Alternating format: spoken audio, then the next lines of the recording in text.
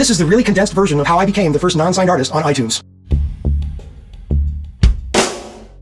Derek Sivers started a little company called CD Baby a bunch of years ago in order to help independent musicians sell their music on the web. I didn't want him to sell my music when he first contacted me, so he actually hounded me for 4 months before I finally relented and started selling my CDs on his website. CD Baby was originally more of a Windows Linux kind of platform, and I've always been an Apple guy. Anytime there was an issue with the website, I would contact Derek and have him try to fix it so that it would work for Apple customers. Over the course of a few years, Derek and I got to be really good friends. One day a few years ago, I was driving down to the NAMM show in LA, and Derek called me while I was driving in my car. And he calls up and he says, "Guess where I am?" And I throw out a couple of random answers, and Derek's like, "No, it's not there. No, it's not there."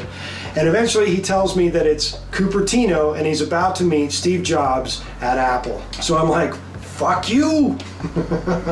Because I've always wanted to meet Steve, and unfortunately, as we now know, Steve is no longer around. And the reason that he was up there is because Apple wanted to bring in the CD Baby catalog to the iTunes catalog so that they could pump up their numbers and make them sound really big, because everybody wanted to have 1 million tracks and nobody had it with all the major label songs. A couple of months later, Derek calls me up again and he says, "Are you in front of your computer?" And I say, "Yes, I am." I type in the URL that he gives me, and lo and behold, it is a little special place on CD Baby to find out how you can fill out all of your information to send your music to iTunes. I filled out the information, I hit send, and Derek calls me back and he says, "Congratulations, you are the very first person in the database going to iTunes." And I'm like, yay! Actually, I didn't actually do that, but it felt like I needed to say that just now. The next step was to wait around until the music actually got uploaded to iTunes.